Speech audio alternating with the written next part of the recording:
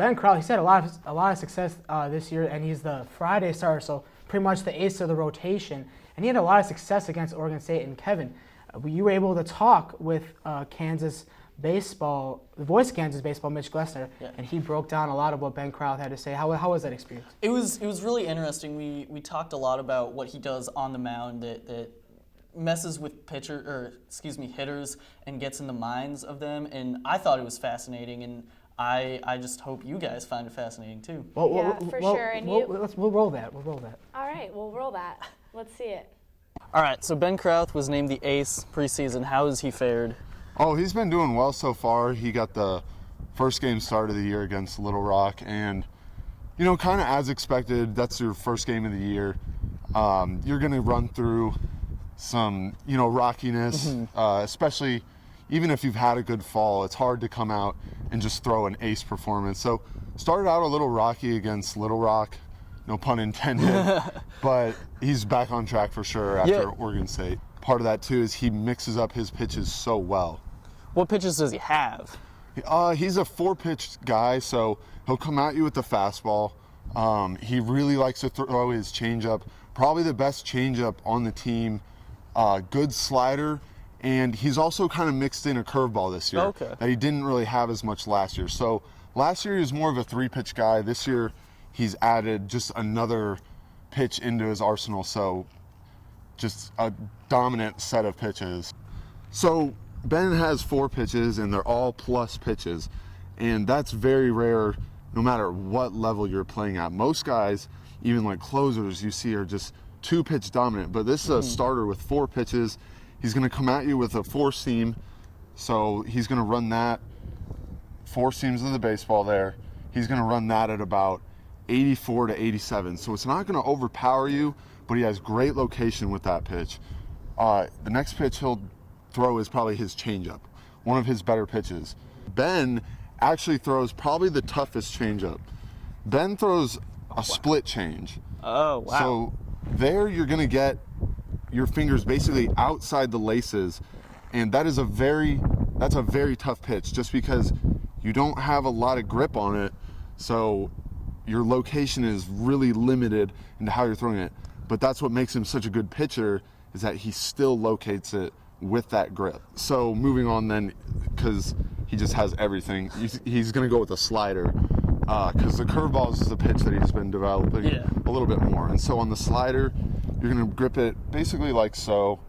You want to line up your middle finger with your thumb right here, and you're going to really want to put pressure with your index finger right here, and basically you're just coming right over the top and just a little bit of wrist action like that. Not a lot, but just enough, and that ball's going to come out, and it's going to have that sharp bite at the end, like right before it reaches the hitter. That's why slider is a pitch that many professional players go to, and it's a pitch that Ben definitely goes to. And then finally would be his curveball, which he's really developed well. And there, it's almost the same exact grip as the slider, but this time you're going to come a little bit outside the seam, just a little bit more, like that. So you have the slider here, the breaking ball here, curveball, and you're going to throw that more. This is where it gets really important. You throw it with your wrist on top like that. Okay, so that's going to give you this 12-6 action. Ben has a fairly simple setup, and you can compare it to a lot of guys in the majors, really. It's a really simple, really repeatable, simplistic method, and it's it works because it's repeatable. So when Ben's working out of the windup, he's not going to give like a whole lot of movement like this or anything like that.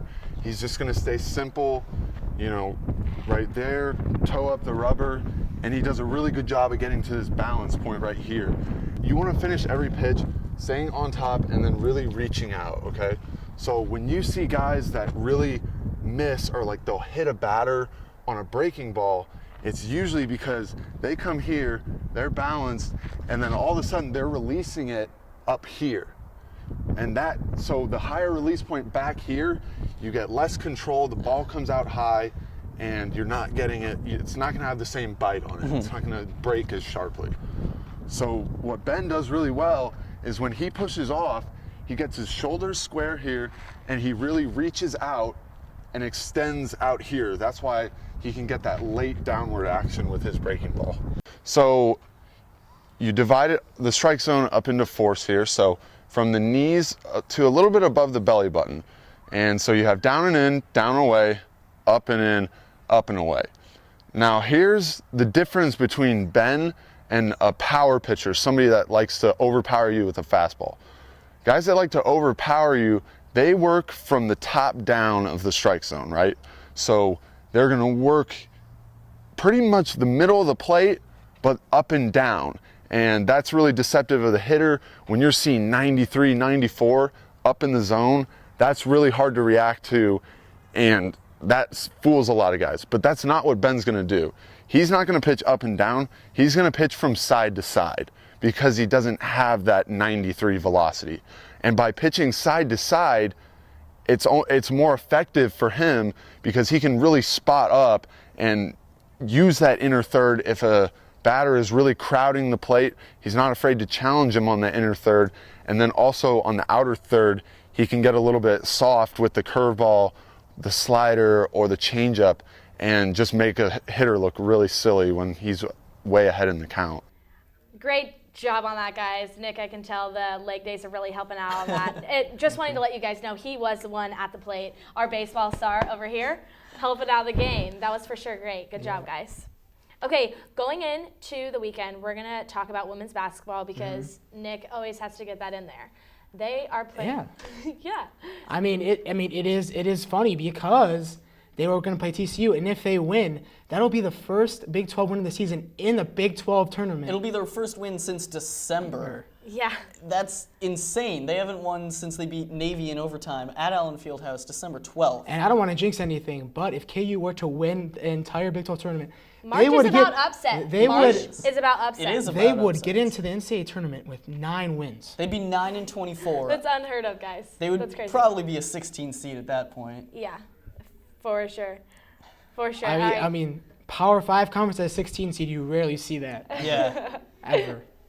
Well, this weekend there's a lot going on. Yes. The last Saturday of college basketball. Yep. Right. And A lot of big What games. are you looking forward to, Kev? I know you're our guy that watches in All front of your of it. TV, sitting on the couch. You're watching college basketball. Well, Sports nerd. actually, I'm looking forward to Curling Night in Oh, America. see, I've put everybody on the trend. You Everybody's did. on the trend now. It's Everyone's so good. watching. Jamie Sinclair is the Hey. GOAT of Twitter. You know what? I think I need to. It's brush every up other. on my curling It's every skills. other Friday. Yep. NBC Sports Network. You got to tune into that. It's so exciting. Do you know who they're playing this weekend? Tell us. I'm pretty sure it's Scotland. Scotland. Scotland's not very good. I don't know if they have ice really. I'm not sure if Scotland has Scotland ice. has ice. So I don't think they're very, very good. But China was pretty good too. China was so Yeah. I was surprised by that. But I think they're playing Scotland. So that'll be a good matchup. Jamie Sinclair gonna put the team on her back again. She Put the will. team on our back. But you're right, college basketball does wrap up the regular season on Saturday. There will be a lot of good games. Obviously, the KU Iowa State game. But looking Duke, beyond North that, Carolina, college Duke, game North days there. Carolina That'll be a game for sure. is going to be a huge game. Duke is outside of the top 25, am I right? Yes, you are And correct. North Carolina lost. 6 losses. That's Exactly. un-Duke-like. That's a ton Yeah. of losses for Duke. That's on Duke like. So Quoted. that's going to It's be a true. good game. That's what I'm looking forward to. It's going to be a good weekend in sports. I think it's going to be great, guys. I'm looking forward to spring break, though, talking about strapping it on your backpack. Hey, we still have midterms and a week of I school know, left. So we do. Thank you We for making do. me think about I will what's be to in come. Arizona for spring training. I just want to let you guys know. Yeah, that's right. Lucky Spring duck. training games started Lucky duck. yesterday. Yeah, they did. Lucky They duck. did. Baseball is in full swing. Literally.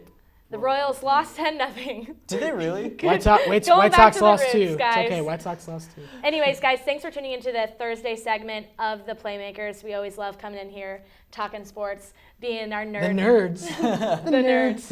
All right, guys, we will be back on Monday to talk KU sports. Thanks so much.